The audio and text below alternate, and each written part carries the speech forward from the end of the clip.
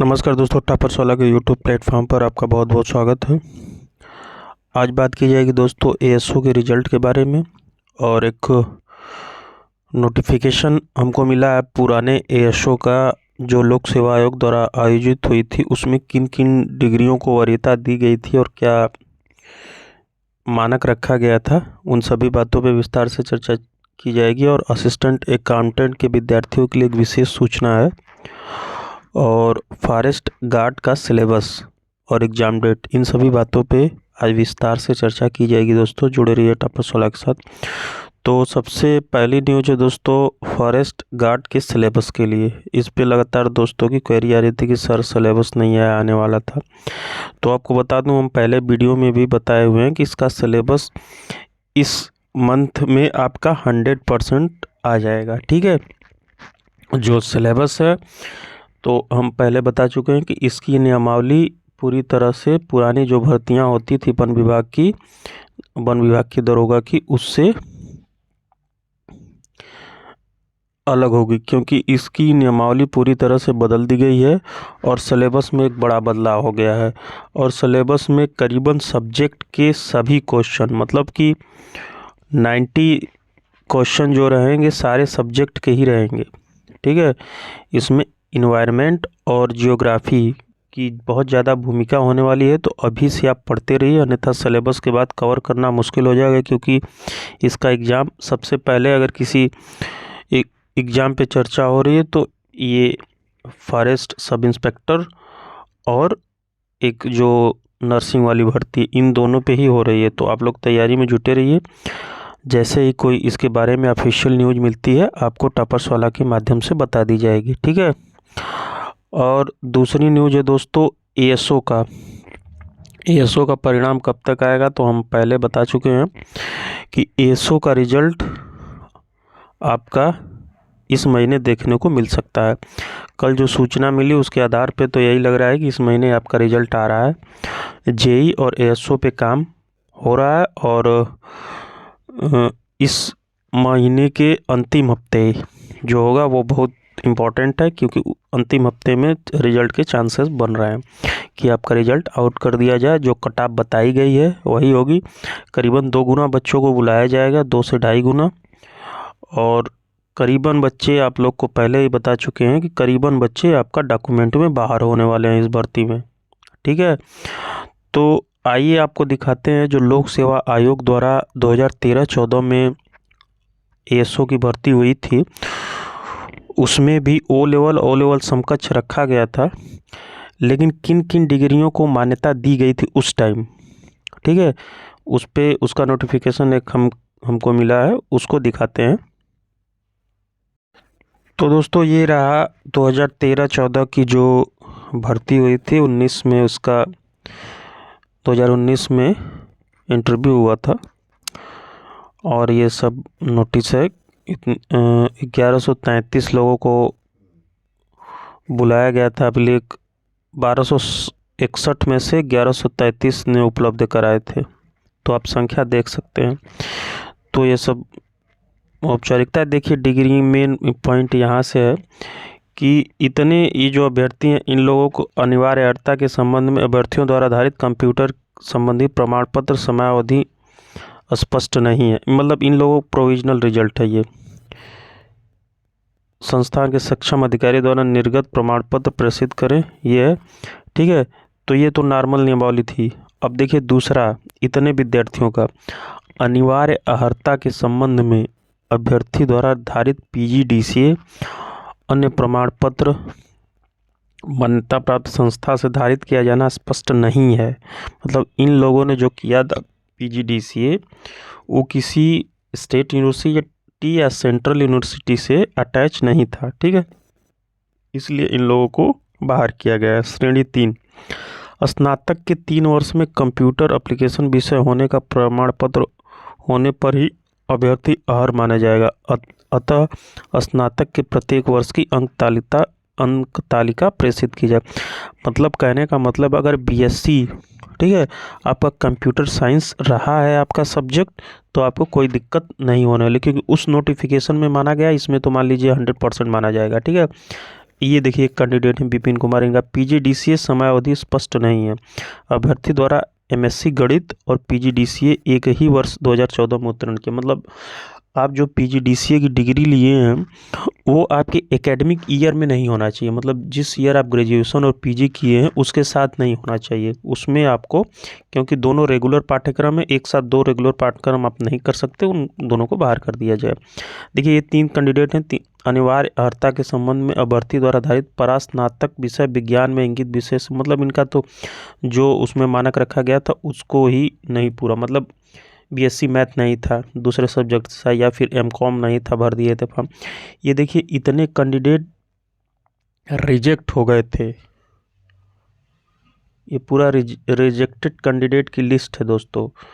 और करीबन ये कैंडिडेट आपके हैं 803, ठीक है।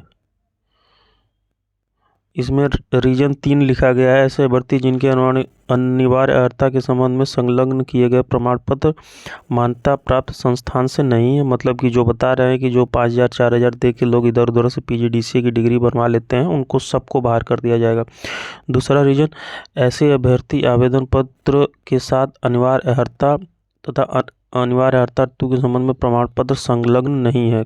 कंप्यूटर प्रमाण पत्र मतलब 1 साल का जो डिप्लोमा कोर्स है उससे कम का है, और ये जिनके सर्टिफिकेट हैं डेट के बाद के हैं, ठीक है।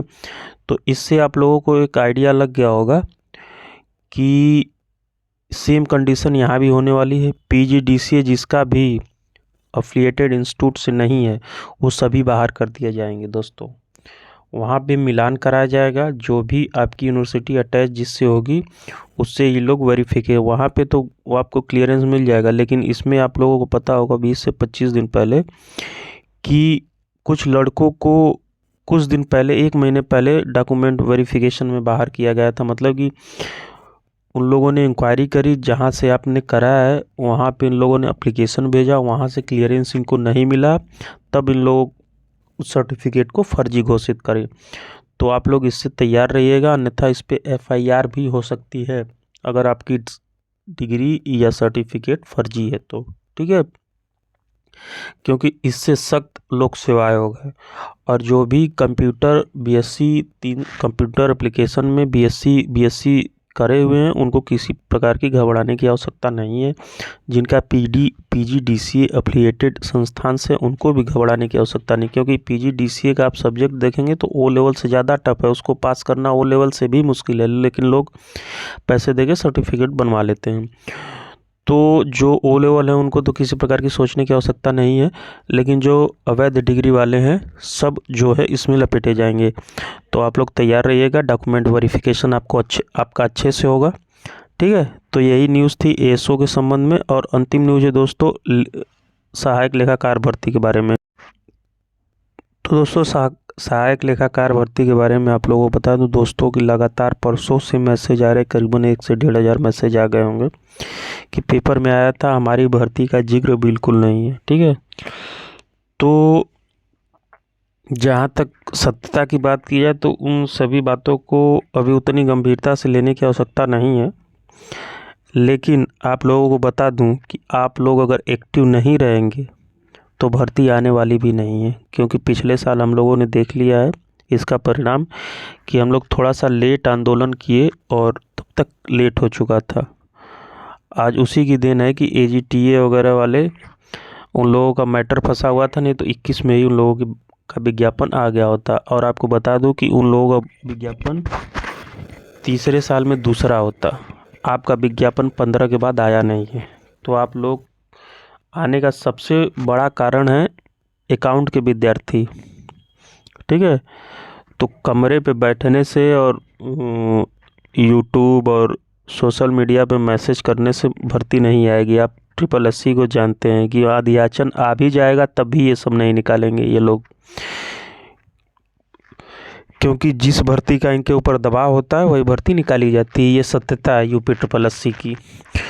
तो आप लोगों से अंतिम बार, अगर आप लोग सहायक लेखाकार की भर्ती का विज्ञापन चाहते हैं, ठीक है, तो आपको पहले ही बता दे रहे हैं कि 1 दिन का समय आप लोग कहीं भी हो निकाले रहिएगा, क्योंकि पेट का रिजल्ट आते ही डेट डिसाइड करी जाएगी। उस दिन सबको पहुंचना है, कम से कम 100 विद्यार्थी वहां पहुंचे तभी दबाव बनाया जाएगा, अन्यथा ये इतने दिन से धरना देना है, ये करना है, वो करना है, पता चला उस दिन कोई आया नहीं। ठीक है, तो पूरा डेट पूरी प्लानिंग से वहाँ पहुँचा है, पहुँचिए आप लोग और पेट के रिज़ल्ट का इंतज़ार करिए। पेट का रिज़ल्ट 8 से 10 दिन मैक्सिमम इस महीने के अंत तक आपका आ जाएगा। उसके बाद आपका डेट डिसाइड करा जाएगा। SSSC चलना है और जितने भी आप लोगों के ग्रुप, ये एडमिन और हम पिछले बार की तरह 3-4 लोग थे तो लोग सेलेक्टेड हो चुके हैं, तो हम उन लोगों पे दबाव नहीं बनाएंगे। अन्यथा जानते हैं ना कि गवर्नमेंट जॉब में जाने के बाद उसके बाद थोड़ा सा गवर्नमेंट की नज़र भी होती है ना, तो उन लोगों पे अतिरिक्त दबाव नहीं बनाया जाएगा, हम ही लोगों को करना है। तो इसमें आप लोग सब लोग एडमिन की भूमिका निभाएंगे और जितने आप लोगों के आसपास के बीकॉम के विद्यार्थी हैं अपने ज़िले से, अपने आसपास में, एक दिन डेट डिसाइड करी जाएगी, उस दिन आप लोग कमीशन पहुंचिए अगर भर्ती लेना चाहते हैं तो। अन्यथा फिर इसी तरह व्हाट्सएप और यूट्यूब और सोशल मीडिया पे मैसेज करते रहिए, भर्ती आने वाले नहीं है। क्योंकि अगर थोड़ा सा दबाव बना दिया जाएगा तो हो सके, ईश्वर की कृपा रही तो आप लोगों की पहली भर्ती भी हो सकती है पेट से, क्योंकि उसमें किसी प्रकार का कुछ होना नहीं है।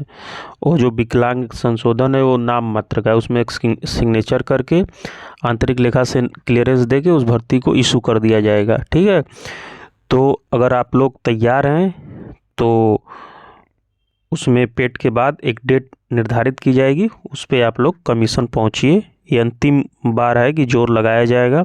अगर ये आंदोलन सफल रहा तो भर्ती आपको 1-8 महीने के अंदर देखने को मिल सकती है। ठीक है, तो यही न्यूज़ थी दोस्तों। जुड़े रहिए टॉपर्स वाला के साथ, मिलते हैं जल्दी अगले वीडियो में। धन्यवाद।